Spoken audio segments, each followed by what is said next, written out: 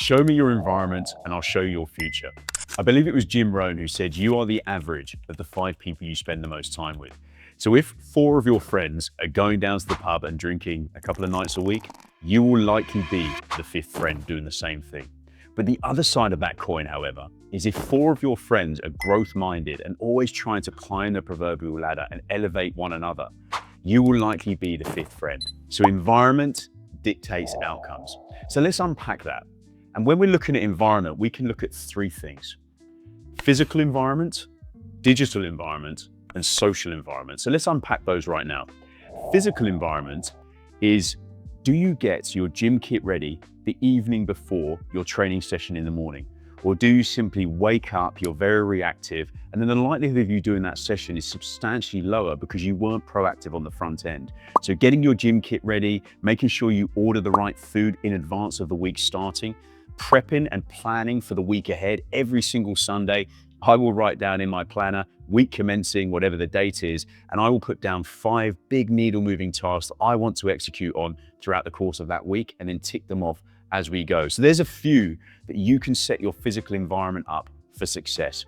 Now let's take a look at digital environment. In today's times, the dopamine hits we get from our phone, whether it's social media, people messaging you, is very, very high. So we've got to control our digital environment. So do you put blockers on your phone? Do you have times that you are allowed on social media? Do you allow yourself an hour a day, or does that bleed into 2 hours, 3 hours, and you find that you just wasted your day on social media? So looking at your digital environment is vitally important as well. And then we look at the social environment. And this, for me, if I'm honest, is the most important of the 3. If all of your friends, as previously mentioned, are going to the pub every single week, you will be doing the same. So give yourself an environment audit. I'm going to talk about that shortly, and have a look at your friends, the people you spend the most time with. Are they going to the pub, or are they trying to progress and again, climb the ladder? We've got to be really tactile here, and we might even have to have some awkward conversations. I remember many years ago, I think it was 2012, I went out to Big Bear in the San Bernardino Mountains with an athlete I worked with at the time. And this was a big break for me on a personal level. The athlete was George Groves, who went on to become a world champion boxer. And it was incredible, a great training camp. George was going to fight Badu Jack on the Floyd Mayweather card in Las Vegas at the MGM Grand. For me personally, this is what dreams were made of. Unfortunately, however, the fight got moved and it coincided with a friend's stag do. So I missed the stag do. I made sure I set everything up for him. I was best man. And I had to let everyone down and say, look, sorry guys, I can't make the stag do. And I knew at the time, everyone was talking shit behind my back. I knew it, but I had to make that decision. In fact, my friend whose wedding it was said, Dan, absolutely fine. You've got my blessing. He completely understood. But everyone else in that environment and in that peer group at the time, again, were talking negative. So I went back to the training camp. I did the training camp. I then, at my expense, because the fight got moved, flew back to the UK to be best man at his wedding, and then flew back to Las Vegas for the fight. So a bit of a commitment for me, but the wedding was very important. But equally, in my career at that time, after relentless hard work, that opportunity with George Groves was something I simply would not miss just to go on a stag do. I'll be honest, I don't like stag do's anyway. I think I could count on one hand how many stag do's I've actually been on. So I made that decision. But at the time, everyone was trying to chop me down. There's something in Australia called tall poppy syndrome. And when you start outgrowing your existing environment, those around you try and chop you down. They don't like how it makes them feel and how it makes them look. And I didn't think I was better than anyone. Without doubt, that's an actual fact. But I did have a bigger picture on a macro level. I knew where my feet were then.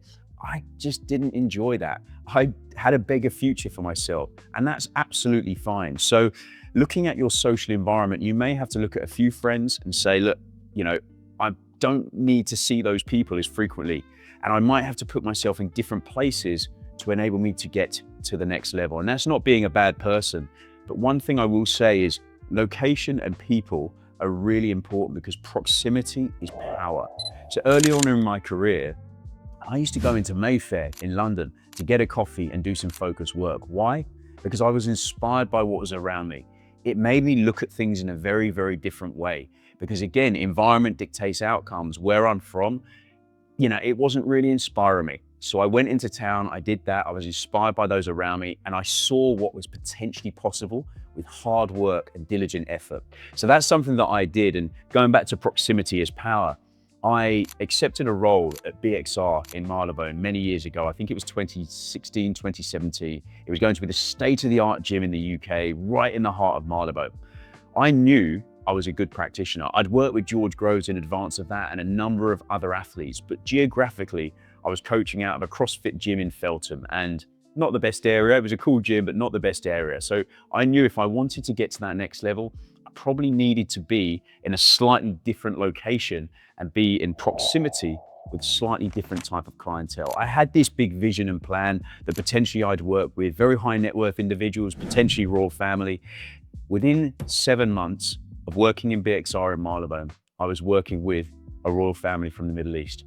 Within 9 months, I was traveling the world with another royal family from the Middle East. So I truly believe in what I'm saying here, that when you're putting yourself in an environment, when you're in and around those types of people, anything is possible. But now here's the key part.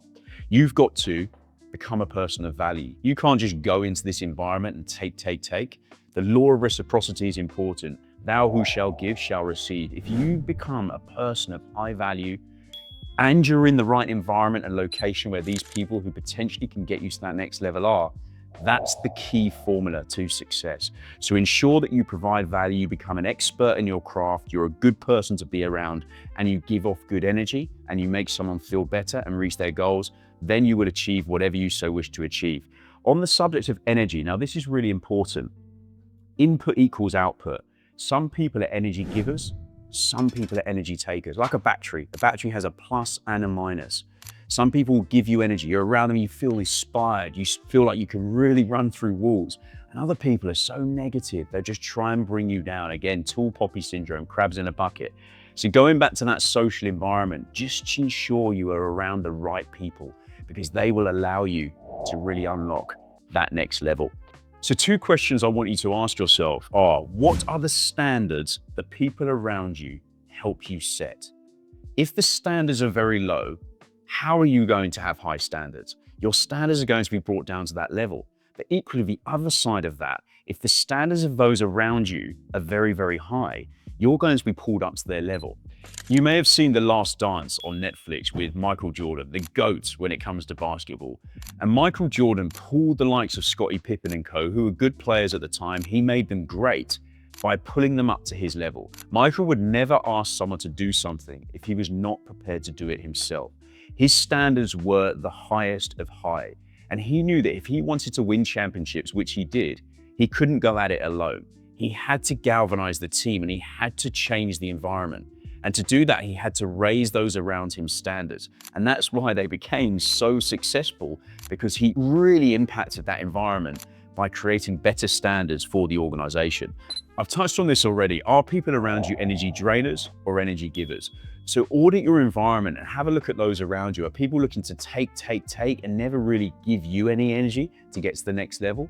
Or are people inspiring you? Are you motivated to be around them? When you talk to them and have a conversation with them, you walk away with a spring in your step, ready to attack and crush your goals. They are the type of people that you'd want to be around. I'm sure we've all been to an event. We go there, we want to grow. We have that growth mindset, looking at Carol Dweck's research of growth versus fixed mindset. If you're fixated in your ways, you never believe you're going to grow, so you're not going to learn, you're not going to try and get to the next level. But equally, growth-minded individuals want to watch this YouTube video, want to listen to podcasts, audiobooks, and go to events. I've been to events in the past where I come away and I am truly inspired. I just want to execute on everything that I've written down in my notebook and on my laptop, and I'm so ready for the next day of work to go and do that to get to my goals. The problem, however, is I see so many people go to an event, they have that spring in their step, absolutely, because the environment on that day is really powerful and profound. They're ready to go, they want to do it. Then that motivation that is so high starts waning. It starts dropping day on day. Why? Because they go back to their existing environment where nothing's changed, it is as it was, and then they don't grow. So that motivation just drops, and they just don't achieve what they're looking to achieve. So that's really important, is auditing your environment, setting it up for success, and then listening to, having conversations with, and going to these events that really galvanize you, and then you can execute and reach your goals. A lot of people will be sitting in this comfort zone. They're comfortable. They're okay being average.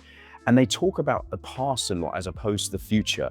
I'm okay reminiscing every now and again with old friends. But if it's constantly, oh, do you remember this? We did that. That's not really how I want to live my life. I want to be forward thinking. I want to get to that next level. In fact, as I shoot this, if I'm honest, my biggest fear is staying the same. That really makes me feel uncomfortable. I love growth. Day in, day out, I love growth. And it might not be for everyone, but for me, that's what gets me going. And that's what enables me to progress day in, day out, and impact those around me, whether they're high-level CEOs or best performing athletes on the planet. That's why they want to be around me, because they want to unlock that next level. They know that my standards are incredibly high, as are theirs, and together we can build something truly special. Limiting beliefs are definitely linked to environment as well. So if everyone in the room is saying, you can't do that, and even parents at times, I've had it. My father was old school Irish, money under the mattress, very old school methods and beliefs around money and beliefs around life. Grew up on a farm with 8 brothers and sisters. So without doubt, that has impacted my thoughts and beliefs. In fact, very early on, I was consciously aware of this, and I started banishing the conversations that we were having around that. I thought that I can't be in the room listening to this because it's going to impact me. I'm a sponge, I'm going to absorb. And even to this day, it has absolutely impacted me. So I think we've got to be quite mindful of that. And even though your parents will absolutely have your best interests at heart, and some friends will have your best interests at heart, sometimes disregard what they say around where you're looking to take things, because they will try and chop you down. Whether it comes from a place of love, it just might not be what you need to hear, because they will tell you that, that's not possible. So those limiting beliefs, that gets louder and louder and louder to show you that maybe you can't achieve that. Well, what about the other side of that? What about, yes, I can achieve that? Those around you are saying, I've done this, I'm going to do that. And you actually physically see it, going back to why I had coffees in Mayfair as opposed to where I was from, because I was inspired by those around me. I saw what was possible with hard work, adding value, and building a network. So I think that's really important as well. Remember, input equals output. We know that from a nutritional point of view. You eat rubbish, you feel like crap. The same thing applies here with your brain. Neuroplasticity, your brain is malleable. What you feed it, you become. So listen to those podcasts, watch those YouTube videos, be mindful of how long you spend on social media, audit your environment, go to those events, and be around the right people that give you the ability to unlock that next level, because you can quite literally change your life within 12 months. Looking at James Clear and Sir Dave Brailsford's research, 1% better every day gives a 37-time improvement over the course of a year. This video hopefully gave you a bit of an understanding around why environment and why I feel passionate and strongly about environment. This isn't me shooting a random YouTube video because I've seen something or I've heard it on a podcast. This is how I've lived my life. I've been a practitioner for 20 years. I've had multiple businesses. I've achieved quite a lot in professional sport, working with over 30 champion athletes and some of the biggest CEOs on the planet. And I've been very, very tactile about my environment to set it up for success, to allow me to unlock the next level.